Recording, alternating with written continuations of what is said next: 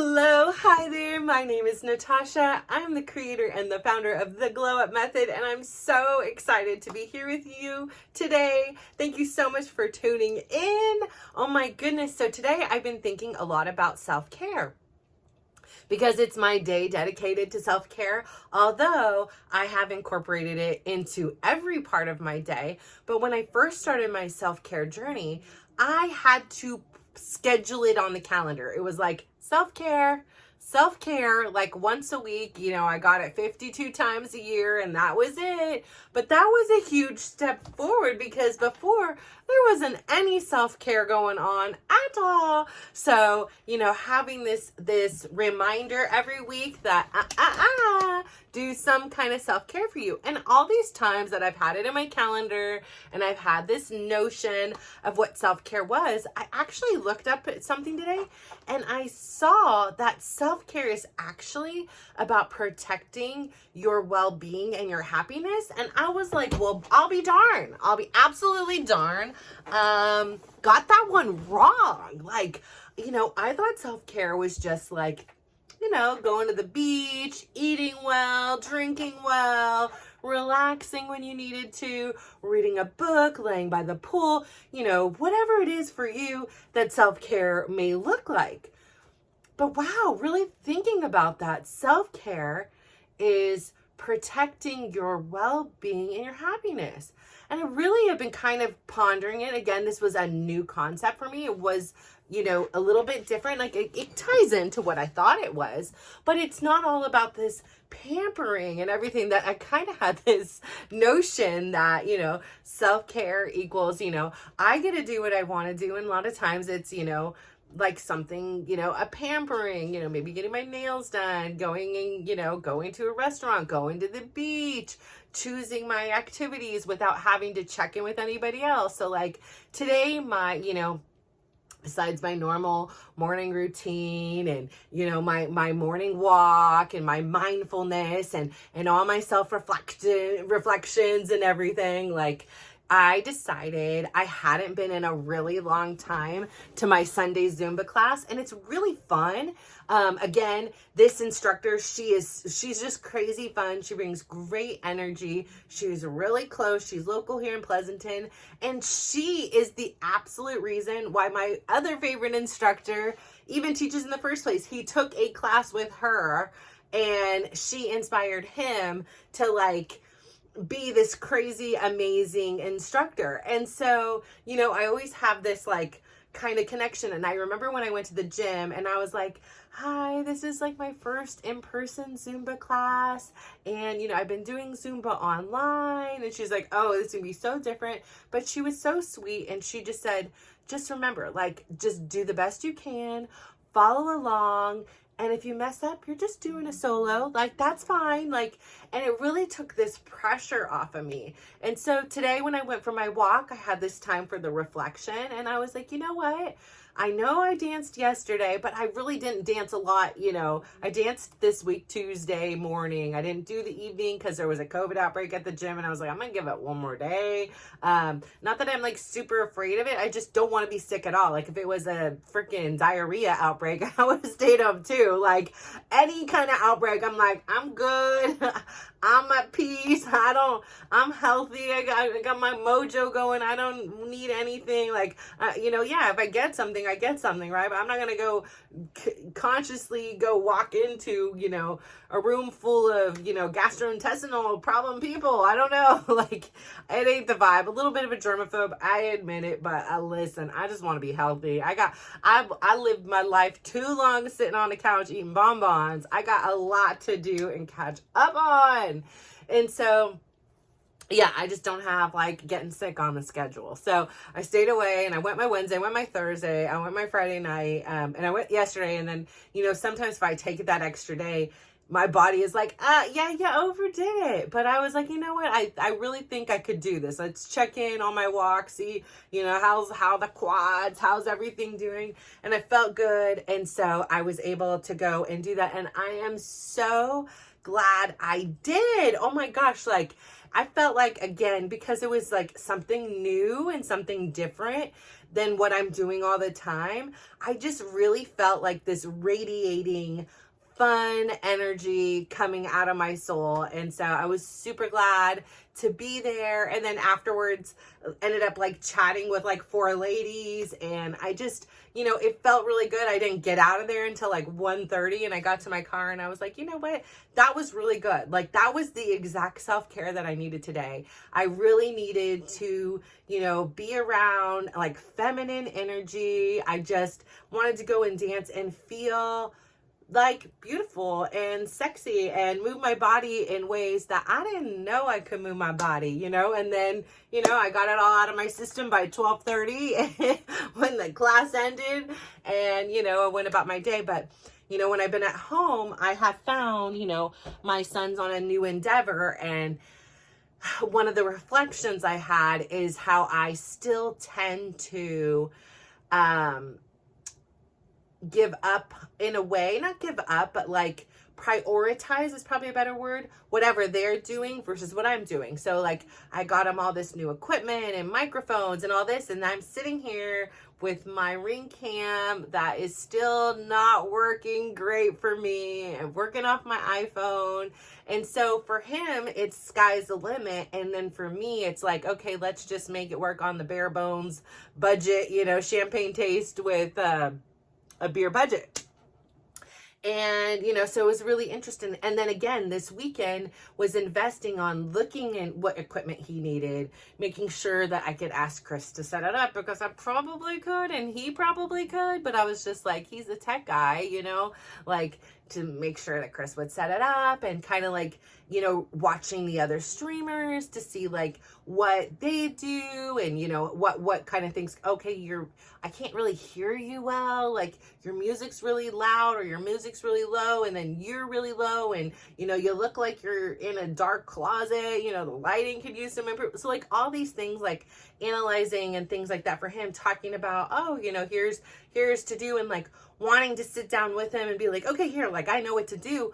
But yet I find myself knowing exactly what to do, but I don't do it for myself, or I get so far. So there's still some kind of resistance in me doing what is, like, in a way, protecting my happiness, right? Like, I will, it makes me happy to help him, but it's not the best thing for my personal well-being. And so again, trying to navigate where it's like, I've got this mom, part of me that, is a little bit of a momager and is so used to, being their manager in a sense, right? Like making sure you get to school, making sure you have the cleats, making sure you get to soccer practice, making sure you get home, making sure you're fed for practice, but, making sure you go to the doctor's appointments when you hurt yourself at practice. Like, I have managed in a way their life for so long. I've been their momager. And so it's really challenging to remove myself from that position unless I'm directly told. Like my daughter doesn't want me to, but then on some instances she gets overwhelmed and frustrated and is like, but you're not helping me. And I'm like, but you asked me not to help you, and then I have another child who's like, everything is mom doing it. So, navigating this new kind of era of, giving them back the power over their lives and not feeling this need to manage it will give me more time to manage mine. It pains me to admit I have stacks of papers and stacks of projects that are literally collecting dust, and like here I am doing my exact same thing. Like I like my routine, I like these things, and these other things over here that cause me stress, and I don't necessarily know the direction to go in, or it's going to take too much time, or I can only get so far on, like, I just don't want to deal with them. And so sometimes I just don't. And, but I'm really excited to do these things, right? Like I'm excited to do this. Most of the time I'm excited to do my steps, not excited, but like if it's a dance, I'm excited, but like I'm really noticing with this additional time that I have this self-reflection thanks to the self-care. So again, we are peeling everything back, right? We have to get to this place of understanding. Number one, we're at that center. We are with ourselves 24/7. We know our deepest, darkest secrets. We know the things that we wouldn't utter to another person that we've thought in our head, and we're like, oh my God, like, why would we even think this kind of a thing? Like, we know it all. We also know how pure and how good our intentions are, and the wonderful things that we think about people. And so we know it all. And we really, really, really have to like peel away all these layers. And one way to do that without, just alienating the world is really finding these ways to create space for you to realize what it is you want in order to live this life you're proud of, right? And so self-care is such an imperative tool in that.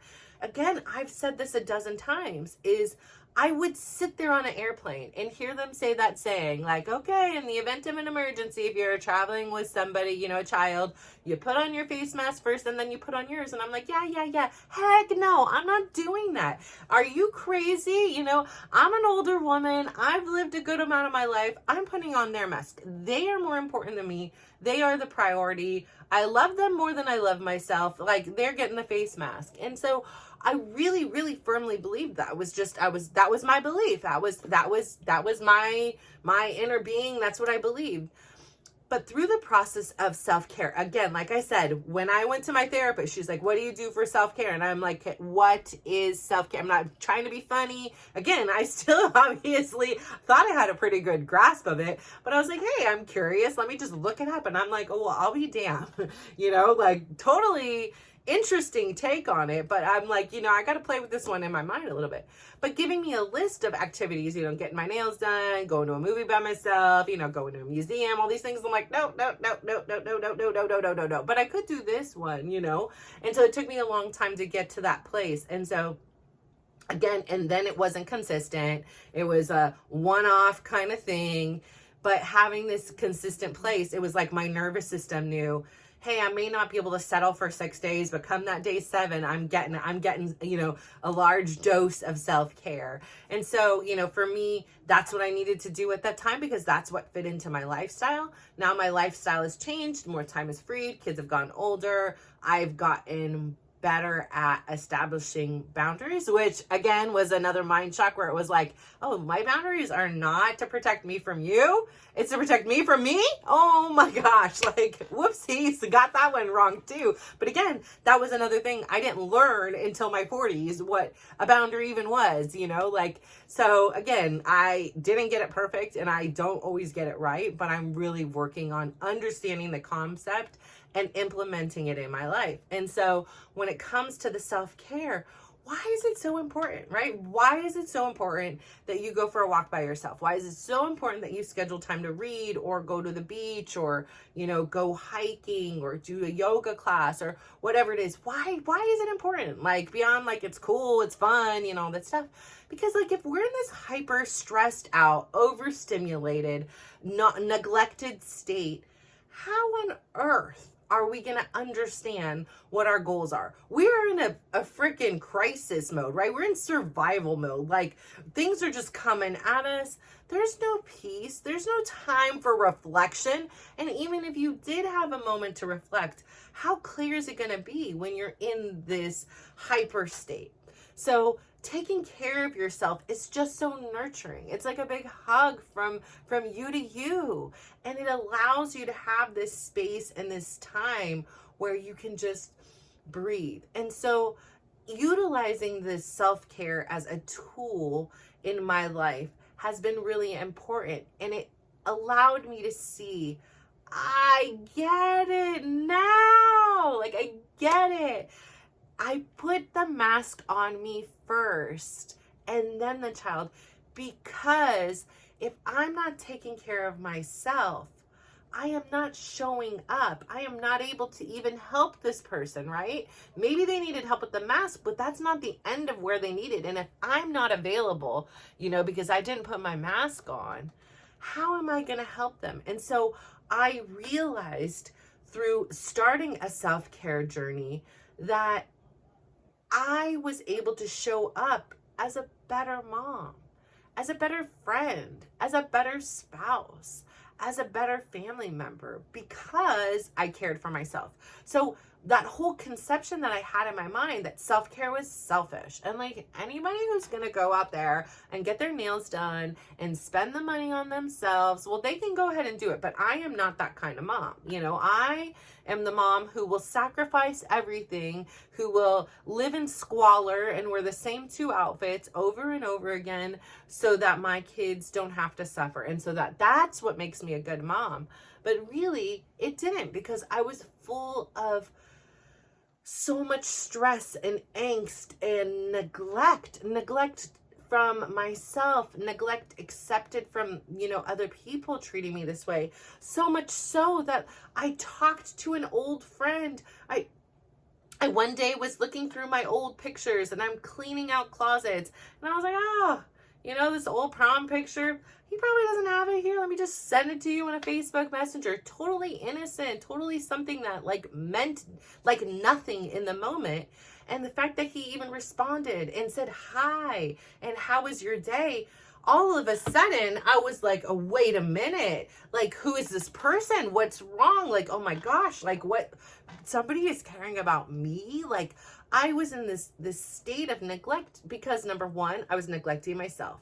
Number two, I was allowing the people around me to neglect me, and not only neglect me, but that was what all I was worthy of. I just wasn't a person. I didn't, you know, stand up and say, hey, you know, like I ask you every day, like how you are. Like it would be nice if you know, like I feel really sad when you don't ask how my day was. You know, I mean, I really could have been a better communicator, but I just didn't have the words, and I really had this part of me that gave everybody else this power. I thought they knew. I thought they knew what was going on in my head. I thought we all kind of thought the same or within, you know, reason of one another.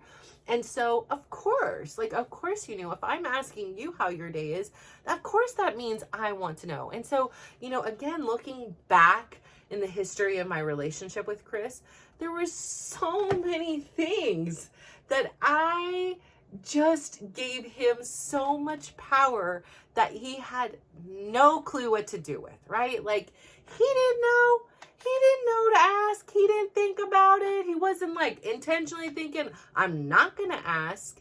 And I mean, this is my belief. You know, I believe that we all have good intention at heart. I know that there are some outliers to that, but overall, I think we are all good people. I think we are all wanting to be loved. I think we are all wanting to be cared for. I think we're all having this really unique experience that looks the same, but is so different because every second we're going through something so differently and we're perceiving it differently based on our history, our beliefs, you know, our cultures, our families, our friends. So it's such a unique experience. Even if we're just sitting in the same place, experiencing the same thing, it's so different. And so, but I really didn't realize that at the time. I really thought, you know, and I think probably because part of my life is I attracted people who were similar to me, and people similar to me were attracted to me. And, you know, we were a bunch of broken people, you know, being attracted to each other who were fun and,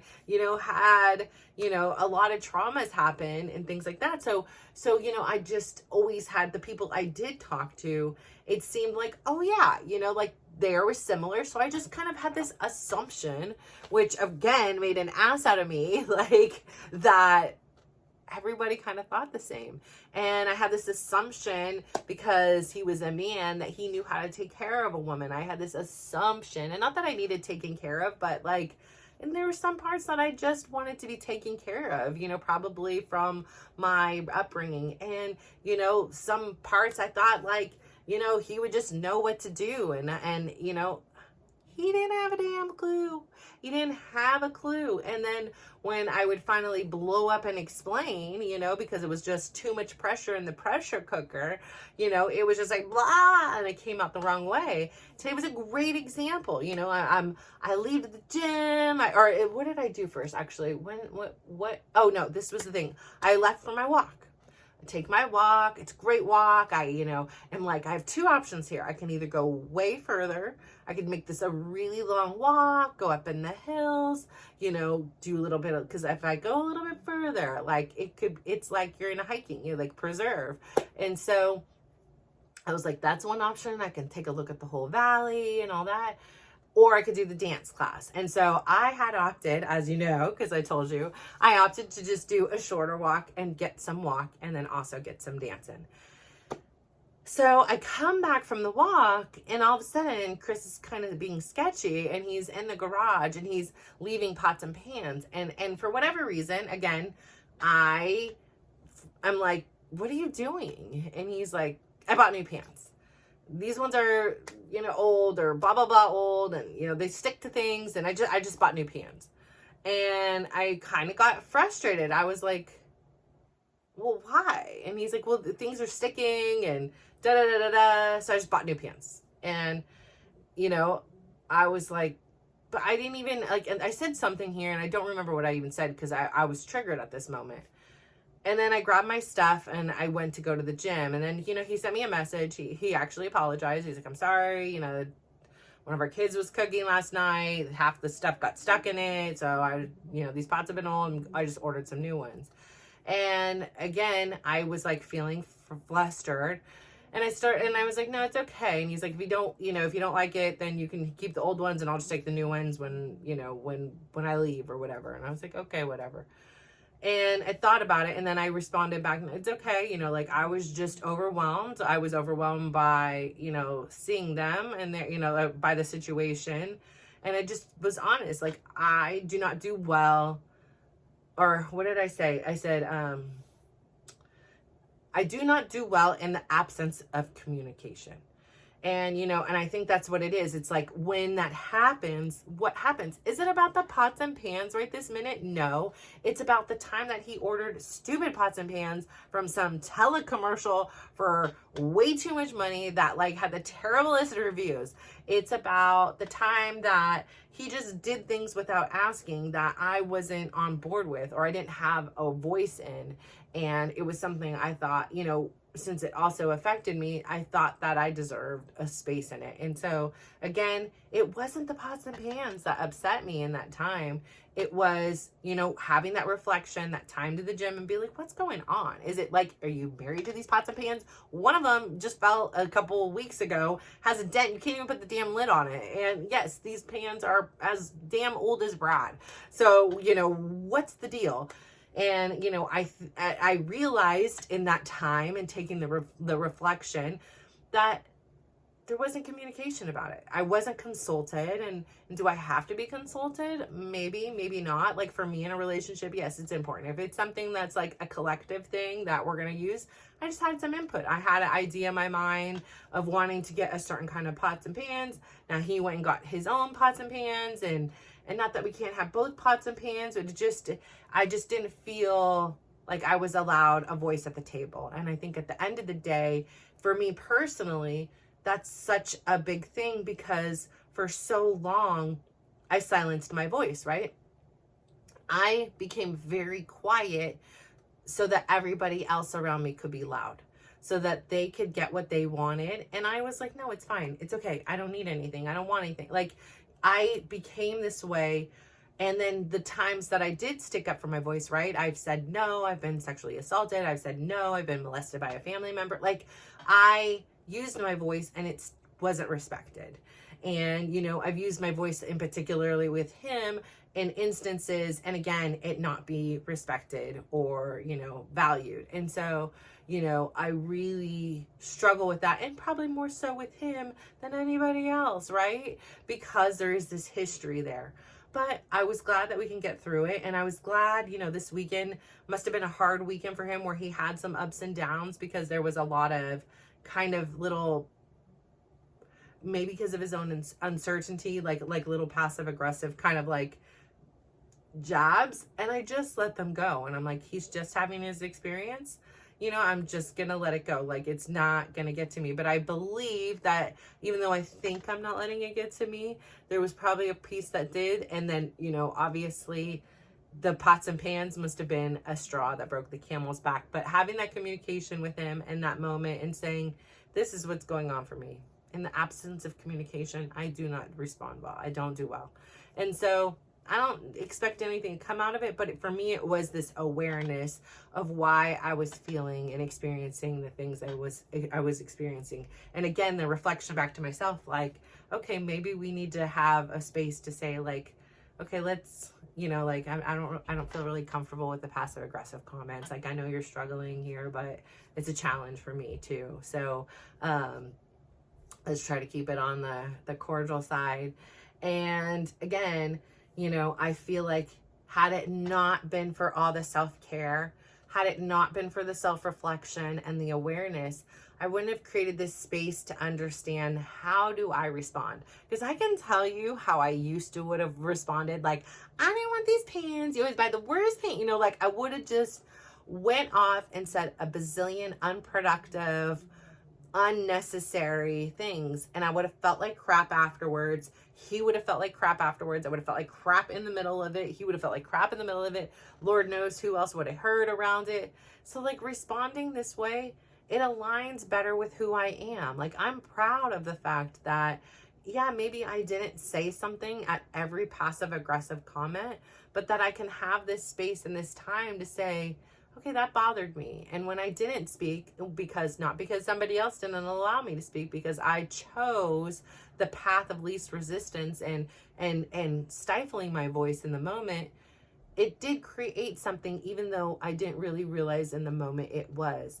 And that made another situation escalate a little further than perhaps it would have in that instance. But still, at the end of the day, there's no regrets. There's zero, because there's such a lesson learned. And having the space where we are communicating, we were talking about, with one of my subscriptions, I get free Paramount Plus, and, we were paying for it, and I was like, oh, did you do this? And he's like, well, I don't know what we should separate, I know I don't know if we should keep commingling our things and blah, blah, blah. And I was like, honestly, people share subscriptions all over, but whatever you're comfortable with, like, I'm fine with at the end of the day. And he said something, and I was like, yeah, I don't know how to respond either. This is my first divorce too. And I just put a laughing face, because yeah, there's so much uncertainty. And again, both of us don't really want to talk about it, it's not like, oh, hey, let's, sit down and talk about that divorce, like, I don't know, just amongst all the other things going on in life, not, I just feel free to emotionally be free. Like the rest of the junk, I know it's got to get done and get to, but I'm like, ugh, I ain't even in the mood for all of that part. Like I just needed the personal freedom. The legal freedom, yeah, I technically do not have that yet. Like whatever, whoeversville. Like I just needed the emotional freedom. And so, it's come to a place where like he has an event that he was invited to, and he was kind enough to invite me to it. And again, like I was like, oh, okay, like after he talked about it, like, is he gonna think that this means that we're gonna have a reconciliation or anything? And so and I was like, I don't want to be the one to be like, okay, I'll go, but this does not mean we're getting back together, like I would, but like it's just like, okay, that's presumptive, right? Like he isn't even thinking these things. But he did say, he's like, I know this doesn't mean by any means that we're back together. I'm just inviting you because I'm assuming my client assumed I was with my spouse, and so I'm inviting you. Want to go? Great. You don't want to go? Great too. So maybe I'll go. It's a pretty cool concert. That's once in a lifetime kind of event. So I might just do it. So I'm just taking my time to process and see what aligns with me, like there's no harm, and this is a great way to start taking those steps into establishing this new type of friendship relationship. And that's all I can hope for. Again, like I've said, is the goal for me personally is to be in a relationship where we can be friends and great co-parents together, because there's so many wonderful occasions that our kids are going to be experiencing in the near future, and the distant future, and we both are going to be there, so much easier if we're there and we get along. So I say all this to say, I really hope you take some time today and give yourself some self-care. And even if you can't give it to yourself, make a list of things that you would potentially like to do for self-care. Do some quick things that you can do. Like what's something that can take less than 5 minutes? What's something if you have 5 to 10 minutes? What's something if you have a few hours, so that when you are already in a stressed out state and you're overwhelmed, that you have these things to be like, oh, I can go take a 5-minute walk. Oh, I can go meditate. Oh, I can go sit by some water and that calms me. Oh, I can listen to some music. Like whatever it is for you that gives you self, that is protecting your well-being, that brings you happiness. Practice doing that every day. And if you have a list, it's a great tool to use when you're just like, I can't even think, there's so much going on. So I say all that to say, thank you so much for tuning in. Thank you for trusting this process. I know I'm throwing a lot at you. Today on my walk, I had learned like so much, like I was trying to like breathe in from my pelvic core, like, or what my, like, cause I don't do that right. And I was, trying to engage my glute on the back, like every time the foot was in the back, I was engaging the glute. I don't know. But I was like, oh my gosh, this is like so much things to think about, like shoulders back, this, like, and that's kind of what I'm throwing out at you guys, right? And I can't do them all at once. So I'm like, pick one and focus on it, So I'm throwing a lot of ideas. I'm throwing a lot of concepts. Some things are going to stick for you. Some things are going to bounce off and you're like, nope, next, But the important things is if you practice and try these things, don't try it once and give up. Come on now, give it some time and start seeing, like, I know sometimes it's like, so corny. This is hokey. I know some of my first meditations, I was like thinking about any other thing in the world than what was going on. And again, I went into the whole meditation with this notion that it's supposed to be so different than what it is. It's about observing the thoughts, not about like not having thoughts, right? Like it's about observing them and not responding and not reacting and not judging them like, oh my gosh, why am I thinking this? So again, I say all this to say I gotta go. But thank you so much for tuning in. I am so proud of you. Thank you so much. Please go out there today. Give somebody a big smile. Give them a compliment and just watch how they glow up. So thank you. Bye.